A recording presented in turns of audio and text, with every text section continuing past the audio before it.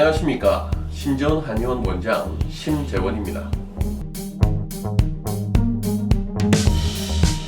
이 성조증이 그냥 빨리 오는 거 아닙니까? 라고 생각하시면은 그게 조금 난처해요. 이게 왜 이렇게 질환으로 취급되면서 문제로 많이 삼느냐 하면은 이 성조증이 일어나게 되면 원래 정상적인 사춘기는 2년이에요. 2년인데 이 2년이 짧게는 1년, 조금 더 괜찮으면 1.5년 정도 안에 종료돼 버립니다. 즉 1년에서 1.5년 사이에 생리를 초경을 한다는 거죠. 자, 그리고 사춘기가 끝나고 여자아이들 같은 경우에는 2년 반 정도 키가 마저 더 커야 되는데 이 2년 반이 1.5년 정도 내로 줄어버립니다. 그래서 사춘기 때 시간 좀 잘라먹고 사춘기 이후에 시간 좀 잘라먹고 하다 보니까 키가 되게 많이 크는 것처럼 보이지만 실제로 키가 크는 시간이 굉장히 짧아지기 때문에 부모님이 주신 유전키에서 보통 평균적으로 마이너스 5cm입니다. 그래서 최종 키가 작아지는 단점이 첫 번째가 되죠. 두 번째는 이러한 그 호르몬들이 조절이 되지 않아서 이 보통 부모님들이 이런 얘기를 하시더라고요. 왜 정상적으로 자라는 아이를 치료를 해서 인위적인 치료를 하느냐는데 사실은 정상적으로 자라지 않기 때문에 정상적으로 자라게 하기 위해서 치료를 하는 거예요. 그렇게 정상적으로 제대로 자라지 않아서 호르몬들이 막 교란된 상태로 성숙이 빨리 이루어지는 아이들이 나중에 나이가 들어서 유방암이라든지 난소암, 조기 폐경 등등의 호르몬 관련 질환들이 더 많이 생길 수 있어요. 그래서 이런 부분들을 예방하고 뒤에 문제점들을 해결하기 위해서 이 조기성숙증을 또 치료를 해줘야 된다는 거죠.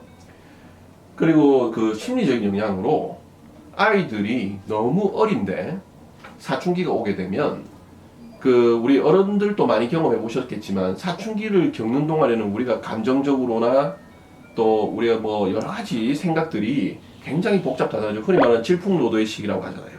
근데 이 질풍노도의 시기가 사춘기가 시작되면 나이와 상관없이 그냥 시작돼 버립니다. 그래서 너무 어린 아이들이 그 상황이 되면 우리가 저 같으면 중학교 때 했던 그 느낌을 초등학교 2학년, 3학년, 4학년 때 하는 거예요.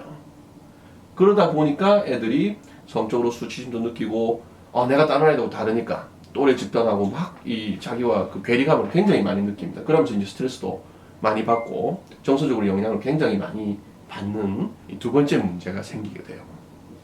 세 번째 문제는 우리 사회적으로도 이런 아이가 어린데 덩치도 크고 어른처럼 보이니까 이런 뭐 다른 성범죄나 이런 문제도 생길 수 있습니다. 그래서 일단 이 성조증이라고 하는 것은 그냥 치료하지 않고 놔뒀을 때는 그 폐해가 상당히 크기 때문에 이 문제가 발생한다면 최대한 빨리 치료에 들어가야 되는 이 질환이라고 하는 걸 잊으시면 안 되겠습니다.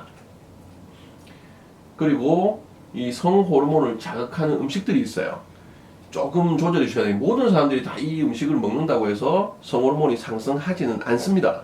그런데 그 성적으로 좀 더 빨리 올 수 있는 아이한테 이런 부분들을 너무 장복하는 경우에는 조기성숙이 유발될 수 있으니까 이거 꼭 주의하셔야 됩니다. 어른들의 스태미나를 올리는 음식들이라고 생각하면 조금 쉬우실 수 있어요. 예를 들면 홍삼, 초유, 뭐 오메가3, DHA, EPA, 뭐 블루베리, 뭐 석류 이런 것들을 너무 오랜 시간 동안 섭취하는 경우에 조기성숙이 올 수 있는 자극에 약한 아이들 같은 경우에는 문제가 일어날 수 있다는 사실 기억을 해주셨으면 좋겠습니다.